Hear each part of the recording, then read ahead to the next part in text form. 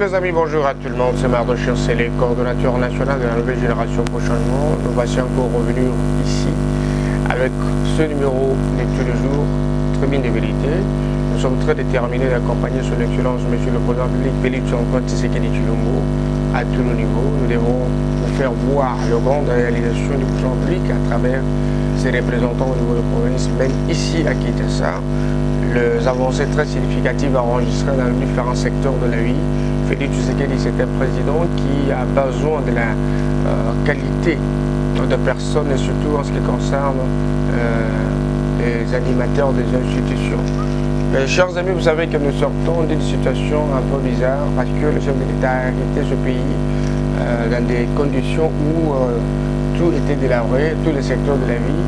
C'était l'obscurantisme qui régnait. Et vous savez qu'il y a des gens qui ont dirigé ce pays pendant 18 ans, mais ils nous ont plongé dans le marasme. C'est-à-dire, vous connaissez l'état de ce qui est dans le marasme, c'est stagnant, donc ça n'évolue pas. Et lorsque le chef de l'État a une fois dit que ce pays était déjà détruit, il n'y avait rien encore à détruire. Ce que nous pouvons faire, c'est construire. Je pense que les gens ont voulu utiliser les concepts de leur façon. Mais les Congolais, laissez-moi vous dire que Tshisekedi ne peut pas mettre en place un plan de développement sans tenir compte des mécanismes de suivi. Et l'important était de mettre en place, n'est-ce pas, des structures fortes, des structures qui peuvent accompagner, n'est-ce pas, les services de mobilisation de recettes. Je vais parler des régies financières. Et je veux aussi dire que ça devrait être important de voir aussi le chef de l'État de boulonner ces systèmes qui avaient pour objectif mettre le bateau dans le roue pour ne pas permettre à ce que ceci puisse bien fonctionner. Et nous sommes convaincus que le chef de l'État avait des partenaires qui ne partageaient pas sa vision. Dès le début, c'était un mauvais départ. Parce qu'aujourd'hui, les gens disent non, le chef de l'État, à ça et leur côté, tout ça. Vous voulez que l'opinion de mensonge domine sur les actions réelles. Le chef de l'État travaille nécessairement. Tu sais qu'il travaille partout parce que vous ne voyez pas ce qu'il fait. Les gens de mauvaise foi peuvent vous dire qu'il ne fait rien. Les gens de mauvaise foi peuvent vous mettre des choses dans la tête. C'est un mensonge. Changer, bouleverser le kabylisme, il y a le Kouta, il y a le Mboulou, il y a le Mouyib, il y a des destructions. Et mettre en place un système qui se rapproche peu à peu de la réalité du peuple, ce n'est pas donné à tout le monde. Vous avez suivi ici, le chef de l'État a fait beaucoup de voyages. Il dit, oh, voyage, on est improductif. Non, non. Le voyage a produit beaucoup de choses. Il y a eu 2 milliards et quelque chose que le chef de l'État a ramené dans le pays. Ce que Kabila n'a jamais fait, ce que Mobutu n'a jamais fait. Tu sais qu'il rentre ici avec des Émirats arabes qui viennent avec une firme. Les DP Hold, excusez-moi.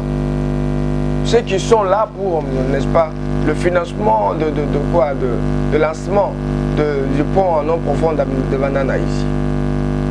Ce sont des œuvres du voyage de Félix Tshisekedi. Il y a beaucoup d'investisseurs qui sont venus ici parce qu'il était parti les chercher, le ramener. Avec le climat de sécurité qui règne dans ce pays, qui est cet investisseur qui peut venir dans ce pays et régner? Et si ce n'est pas le chef de l'État qui leur rassure que venez dans ce pays, il n'y a pas l'instabilité, la paix, nous sommes en train de le préserver, venez travailler. Qui connaissait que dans le mine ici du Congo, il y avait des aventures, des contrats diaboliques signés au profit des individus. Le Congo a été hypothéqué par quelques individus à travers plusieurs contrats qui ont été signés ici. Maintenant, aujourd'hui, le chef a décidé qu'on doit le faire 50-50. Vous construisez chez vous, nous aussi nous construisons chez nous. Vous asphaltez chez vous, nous aussi nous asphaltons ici. C'est pour prioriser l'intérêt du peuple. Lorsque vous parlez du social, vous voulez qu'on vous parle d'école sociale. C'est quel social? Est-ce que le social seulement, c'est ce qu'il peut venir, ils ont l'argent dans la caisse de l'État, à son million de il faut comprendre comment est-ce que les institutions fonctionnent. Les institutions ne fonctionnent pas de la manière que vous voulez là. Hein? Et réellement dans un pays, lorsqu'un nouveau président arrive, il étudie d'abord les faiblesses. Il y a système, il y a Kala. Le faiblesse c'était quoi? La mégestion, le détournement. Et ça qui déjà m'a caché parce que ça qui est structuré. Dans le domaine déjà, c'était difficile que le chef d'État directement à Yeboye, dans moins de 5 mois, une année, avant déjà au bureau, non. Au contraire, il faut bien soutenir le mécanisme, il y a réforme institutionnelle. Parce que dans le renforcement des modes de gestion, gestion, ça y a un bon et dans ma poche, il y a tout. Ils ont circulé à l'informel. La carte d'institution est côte à rater. Non, les gens se réjouissaient de ces comportements. Et l'ongo n'est pas contribuable qui a marché. Or, l'argent sort de la poche du contribuable et continue dans le trésor public pour financer des projets dans le secteur révélé. Dans la mine, dans l'infrastructure, dans la mine, tout ça. Et puis, vous connaissez que Mboka au Congo, c'est un pays qui n'intervient pas comme un entrepreneur.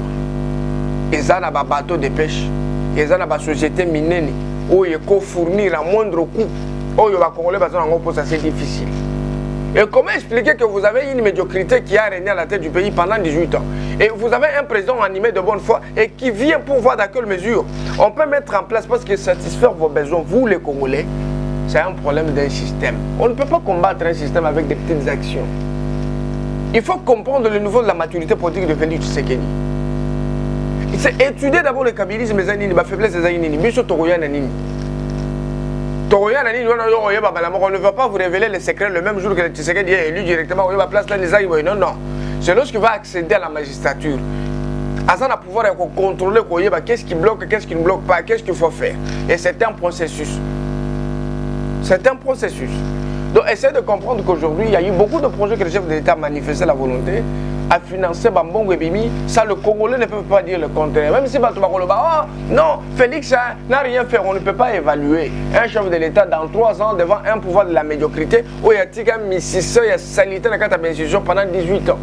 Et il parvient à renverser, il parvient à s'imposer. Et vous avez des jalons qui sont déjà posés dans différents secteurs. Moi, je vais dire, le bilan de 3 ans est largement positif. Même son père dans la tombe là où il est content que tu sais qu'il fait du bon travail.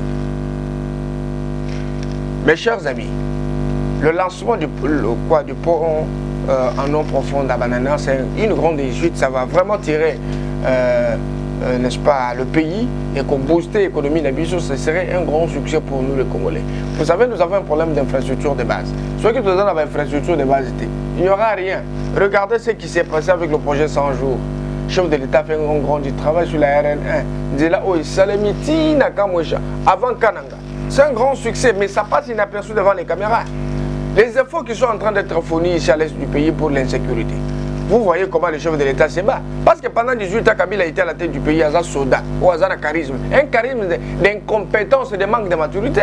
Parce que si Kabila était important, qu'il était un militaire stratège, on pouvait commencer à bombarder finalement les gens qui vous trompent, qui disent oh non, Kabila avait réuni le pays. Un problème de menteur. Mais les Congolais vous font la mise sous. C'est ça le régime du changement, c'est ça le régime de la délivrance. Parce que pendant 18 ans, un civil qui vient Balamoko a décrété état de siège. Et les climats d'insécurité récurrentes et permanentes à l'est du pays, vous savez combien ça perturbe les gens. Et c'est sous Félix Tshisekedi qu'aujourd'hui, la Cour internationale s'est produite en faveur de la RDC et le Rwanda doit payer 300 quelques millions. Et le Ouganda, excusez-moi, Ouganda doit payer 300 quelques millions, n'est-ce pas, de la responsabilité pénale pour les bévues connues ici entre les attaques entre le Rwanda et les... Mais curieusement, je suis en train de me poser la question pourquoi le Rwanda n'a pas répondu. La Cour se déclare incompétente. Nous allons essayer de suivre demain dans le numéro qui vont suivre. On va vous expliquer. Chers Congolais, je suis en train de me demander, changement, il y a mot de gestion, il y a gestion en Bokanabiso. Je sais que les Anango, tant qu'on va renverser cette situation, il y a eu des petites douleurs. Mais il fallait que le chef d'État soit alcool. A ce que la potawana pour ekauka. Ekauka nani, ba potawana za ba douleur moko ba to ba ressentir aux situations sociales. Les Anango issus d'un mode de changement en mode de gestion. Awa. Les gens disaient non, réserve de banque Kabila Tika qui est Sili. Mais tant que réserve de banque a été revue à la hausse, qu'est-ce que vous avez dit? Je n'ai pas vu le même personne revenir avec le même verbe. Tant que Samaloukonde a mobilisé plus de 10 milliards de dollars, est-ce que vous avez dit quelque chose? Vous n'avez rien dit. Vous vous attelez seulement sur des petites histoires. Comportez-vous à des patriotes. Bako Sabino que Félix est incompétent. Non, non. Il n'y a pas un Congolais qui peut faire le travail comme ce que Félix a fait. Batounia, on a même les Katumbila. Katumbila n'est pas mature pour être président de la République. Katumbila, il n'est pas mature pour être président de la République. Katumbi n'est pas mature pour être même ministre des Finances. Ça, je le dis, ça engage comment? Vous pouvez interpréter de votre façon. Qui? Fayoulou. Fayoulou sort de quelle école? Fayoulou sort de quelle école? Il va vous produire quoi? Bemba, il va vous produire quoi? Vous êtes en face des personnes qui vous ont déçu plusieurs fois. Les gens qui ont contribué à la décision de ce pays. Mais vous avez un fils digne du pays qui sort de sa réserve, animé de la bonne foi, de la détermination. Au moins, la personne qui travaille bien est combattue par beaucoup de personnes. Et tous ces guerriers tout autour du leadership de Félix Tshisekedi, c'est qu'ils sont jaloux de sa gestion, ils sont jaloux de ses ambitions. Mais je sais que Félix aboutira à côté Kamboko sur les rangs. Et qu'est-ce qu'il n'a pas dit?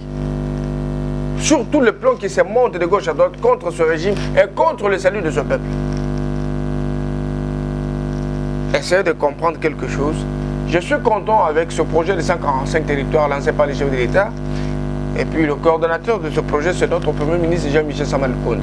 C'est pourquoi je dis que la province du Lualaba, c'est une province qui fait des avancées très significatives avec son Excellence Madame Fifi Masuka Saini. Vous avez vu aujourd'hui l'inauguration d'une usine de bitume. Pour la première fois, c'est une femme qui le fait sous l'intérim Bandeko. On peut interpréter les choses de cette façon-là, mais je vous dis, Masuka, c'est une femme incomparable. Comme ma province de 4,9% à 51%. Comme ça, la prévision budgétaire, il y a plus de 1 milliard et quelque chose, soit 10%. Il y a budget national. Les concrétiser. Masuka a ravi. Ma pompe bascule les agents à bateau, comme si mon est à l'État. Mais aujourd'hui, les pompes bascules génèrent des millions. Ma coopérative a Bando qui est au Tala Awa. Et qui m'a. Mais comme il c'est des marques. Ce que vous voyez là, c'est la société Mouska qui a le marché d'asphaltade de plusieurs avenues. Regardez les ouvrages, la qualité même du bitume du chaussée que Masuka est en train de mettre au là-bas. Le pont ici au Ngando Tchata, c'est une réussite. Regardez comment est-ce que ça avance après des gens.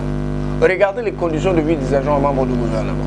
Regardez l'impression qu'a le peuple. L'objectif de Masuka, c'est de pouvoir faire du Lualaba une province pilote réellement et une province qui serait dotée des infrastructures dignes de ses richesses. Nous n'avons pas besoin de tourner tout autour des spéculations des gens qui disent et tout ça.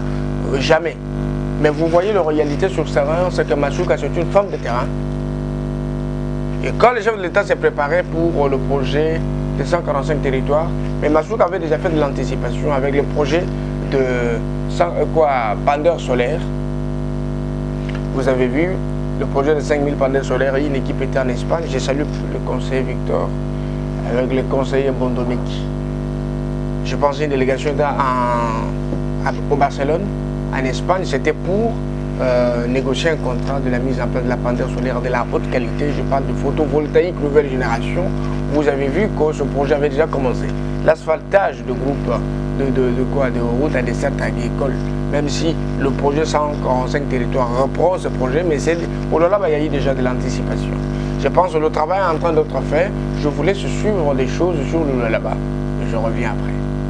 Doter ses administrés de tous les 5 territoires des infrastructures dignes, c'est la préoccupation majeure de Madame le gouverneur intérimaire du Lualaba, ce qui justifie ses multiples descentes dans différents chantiers, non seulement à Kolwezi, mais aussi à l'intérieur de la province.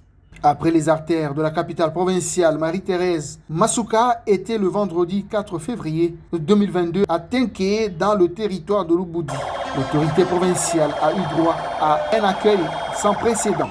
Aucune couche de la population n'a accepté de rater l'occasion de rencontrer cette femme d'exception passionnée de servir sans relâche ses administrés. Dès son arrivée, Marie-Thérèse Masuka a été reçue par l'administrateur du territoire sous les honneurs militaires. L'autorité locale s'est dite honorée par la présence de la chef de l'exécutif provincial et sa suite. Elle a remercié Masuka Saini pour son implication dans l'octroi des bourses aux élèves de cette contrée de la province du Cobalt. Nos remerciements s'adressent à vous, son Excellence, non seulement pour vos visites dans le territoire de l'Uboudi, mais aussi pour votre implication en bonne mère de famille dans l'apport de plusieurs solutions aux difficultés vous adressées par notre population dans le domaine de la santé, de l'éducation, de la sécurité et celui des infrastructures. Marie-Thérèse Masuka a rendu un vibrant hommage au chef de l'État Félix Tshisekedi, de qui elle tire l'inspiration de changer l'image de tous les coins du Lualaba. Nous voulons voir les réalisations qui ont été faites par la société TFM. Le chef de l'État, le président Félix-Antoine Tshisekedi Tshilombo, qui se bat jour et nuit pour la gratuité de l'enseignement. Quand il était passé ici dans la province du Lualaba, Chimurimona Kalikuya, Félix-Antoine Tshisekedi Tshilombo, anasema province ya Lualaba iko na maminere mingi, haina vile. Anapenda kuona masomo ya mzuri, hospitali ya mzuri, na batoto banze kuonekana beko na kula mzuri, haina vile. Nous encourageons la société TFM d'aller de l'avant et exécuter tout ce qui a été prévu. La femme numéro 1 du Lualaba a ensuite procédé à l'inauguration de l'école moderne de Tenke avant d'aller poser la première pierre pour la construction du centre de santé moderne dénommé Saint-François Xavier. Les travaux des luttes anti-érosives initiés par Madame le gouverneur intérimaire du Lualaba au quartier latin se poursuivent avec une vitesse de croisière.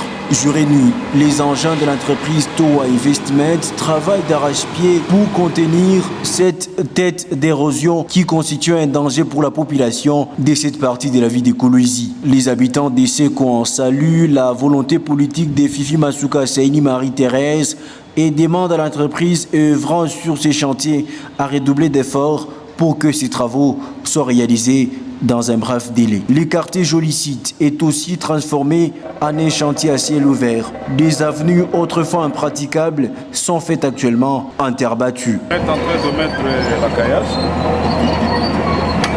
Dès qu'on va terminer de mettre la caillasse, on va mettre la latrine au-dessus. Terminer l'avenue Soke, de mettre la couche de caillasse. Et maintenant nous sommes à côté de Campiabom. Demain on va terminer de mettre la caillasse et on va rentrer encore en arrière. L'entreprise Craig 7 s'est également déployée sur l'avenue Gizenga afin qu'elle soit revêtue d'une nouvelle robe, et c'est là la hauteur des richesses minières qui regorgent le Lualaba. Merci beaucoup les amis. Je pense que vous êtes en train de suivre ce qui se passe. Je voudrais aussi prendre notre numéro, ce que le Lualaba reste ouvert à tout le monde. Le chef de l'État, Félix Tshisekedi, compte nécessairement sur sa représentante, celle qu'on appelle fille aînée du Lualaba, Madame Masuka Saini. La légitimité du chef de l'État aujourd'hui vit et vivra toujours au Lualaba parce que la campagne qui était faite par son Excellence Masuka est en train de produire. Le chef de l'État, les gens comprennent maintenant la profondeur, n'est-ce pas, de sa vision, et par rapport à ce qui est en train de se réaliser dans la province, il est vraiment content, hyper content. Mais je vois les menteurs balancer des choses sur les réseaux sociaux. Et ils ne se fatigueront pas. Ils continuent comme ça. Mais si Mouya j'étais pâtisseur et légitime, il allait même créer ou faire voter des députés seulement du PPRD à son époque. Mais il était incapable. Il a fait une campagne de plus de 2 millions de dollars pour obtenir 15 000 voix. Vous voyez? Mais l'unique personne, aujourd'hui la femme de l'impossible, c'est Masuka. Avec Masuka en 2023, je sais que le chef de l'État aura 100% de voix au Lualaba. Et la raison pour laquelle le chef de l'État doit être réélu en 2023, c'est qu'il doit continuer son mandat. Il doit continuer cette vision que les Congolais comprennent aujourd'hui. Cette vision doit aller jusqu'au bout. Parce que la nécessité aujourd'hui, ce n'est pas seulement les élections. Nous sommes de ceux qui respectent la Constitution. Nous avons besoin que notre Constitution soit respectée. Il y a eu des élections plusieurs fois où on les a produit des personnes qui se comportent de la même manière. Aujourd'hui, l'exception, c'est que les élections de 2018 ont donné un président qui raisonne différemment de ses prédécesseurs. Parce qu'il a mis en place une vision qui se rapproche, en tout cas, des réalités du peuple et qui prend en charge presque les désidératas de la population dans tous les secteurs de la vie. Et maintenant, aujourd'hui, les Congolais ont besoin de voir ce projet être concrétisé. Parce que la concrétisation parfaite de cette vision, c'est le salut parfait, n'est-ce pas, des Congolais. Et maintenant, les Congolais sont dans l'obligation de soutenir Félix Tshisekedi jusqu'à aboutir avec sa vision, parce que ceux qui vont venir marcheront sur les pas de Tshisekedi. Je pense que la CENI a publié la feuille de route. Cette feuille de route que moi je félicitais. La feuille de route a imposé 8 contraintes qui doivent être observées jusqu'en 2027 Et cela peut maintenant occasionner la sortie d'une campagne, d'un calendrier électoral. Ces contraintes sont très importantes parce que, regardez à l'est du pays, il y a l'insécurité qui règne. L'objectif, c'est de mettre fin à l'insécurité à l'est du pays. La deuxième des choses, regardez l'aspect finance. Il y a beaucoup de projets qui ont été alignés. Ces projets ont pour objectif, n'est-ce pas, de répondre rapidement à quelques besoins urgents de notre peuple. Et ça doit maintenant se faire de manière équitable. Un budget qui serait voté pour la CENI ou pour l'organisation des élections, il y a aussi des budgets qui seraient orientés vers le projet d'investissement, des projets qui peuvent changer, n'est-ce pas, l'image de la République. Il y a des projets aussi pour les réformes institutionnelles. Je pense que cet aspect doit être pris en compte. Récemment, 2 ans et quelque chose a été pris en otage par l'avènement du Covid-19. Vous savez, ça a bouleversé l'économie du pays, même si c'était sur le plan mondial. Mais parlons congolais. Le Congolais avec une jeune démocratie instable sur les plans institutionnels et financiers, mais il y a un événement, on parle d'un cas de force majeure, qui a aussi appauvri l'élan du développement décrété par son Excellence Félix Tshisekedi, parce que beaucoup de millions sont partis pour satisfaire, prendre en charge les contaminés de Covid-19. Et qu'est-ce que j'ai encore? Il y a encore un autre problème d'infrastructure de base.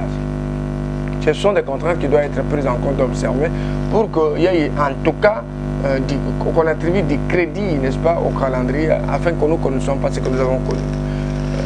Chers amis, je pense que nous sommes arrivés presque à la fin de ce numéro. Je suis en train de vous présenter la nouvelle génération pour le changement, une grande association qui est représentée dans plus de 11 provinces pour le moment. Et j'encourage tous les membres de cette association de continuer, dont moi je suis autorité morale. Nous allons nous retrouver demain pour un autre numéro. Merci beaucoup.